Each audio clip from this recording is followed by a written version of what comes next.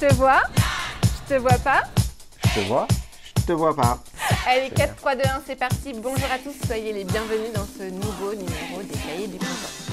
Je vous en rappelle le principe, tout au long de ce printemps 2021, nous mettons un coup de projecteur sur des talents, des pépites, des projets du territoire et également des initiatives individuelles comme collectives. Alors aujourd'hui, j'ai le plaisir d'être à la Ville aux Dames dans l'entreprise Mae Innovation. Cette entreprise donc est un fabricant français de moules et pièces silicone, équipements de boulangerie, je ne l'oublie pas, pour les professionnels et industriels. Et mon invité du jour est son dirigeant, Philippe de Vogüé. Bonjour Philippe. Bonjour Camille. Je suis ravie d'être avec vous aujourd'hui dans l'entreprise. On fait un petit coucou à Juliette aussi qui est dans les coulisses. J'avais une première question puisqu'en fait l'entreprise, donc elle existe depuis 1994. Elle a été lancée par un certain Monsieur Granger, qui a été meilleur ouvrier de France dans la catégorie chocolat. Mais aujourd'hui, c'est une entreprise qui s'est diversifiée. Est-ce que vous pouvez nous en parler? Bien sûr. Alors effectivement, Serge Granger nous a donné une super impulsion au départ. Et aujourd'hui, nous fabriquons donc des moules silicone pour 3 secteurs d'activité. L'agroalimentaire, beaucoup de moules pâtisserie, chocolat, etc. Des moules pour la cosmétique solide, donc les savons, les shampoings solides, etc. Et puis les industries en général, donc des applications très spécifiques, très techniques, sur mesure. D'accord. Au niveau des équipes en tout cas qui travaillent au quotidien, donc on a vraiment l'univers de la 3D qui s'est invité dans la conception. Aujourd'hui, quand un client vous passe commande, comment ça se passe concrètement pour développer le produit qu'il a demandé? Exactement, donc on s'appuie beaucoup sur le numérique, sur la 3D.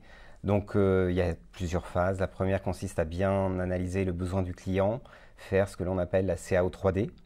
Et puis après, on va utiliser l'impression 3D, donc les imprimantes, pour faire des maquettes, faire des quasi-outillages et permettre à notre client de tester les moules qui auront été conçus. Et puis il y a une dernière phase après, qui est la fabrication d'une série de moules, généralement une série plutôt réduite, voilà, qui sera ensuite utilisée dans un contexte professionnel et industriel.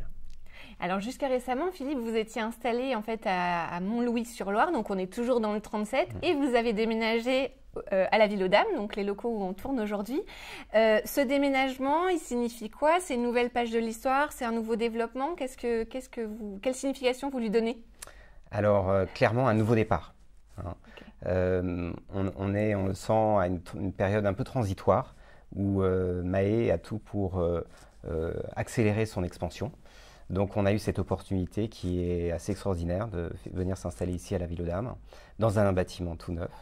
Du coup, on aura l'occasion de le voir avec des conditions de travail qui sont très agréables, avec aussi un respect, on va dire, de l'environnement, puisqu'on produit une grosse partie de l'électricité que l'on consomme. Voilà, donc un endroit assez extraordinaire pour une belle aventure. Super, merci Philippe. Voilà, c'est fini pour cette première partie. Eh bien, c'est reparti. Alors Philippe, pour cette deuxième partie d'interview, donc on est du côté de l'atelier, production.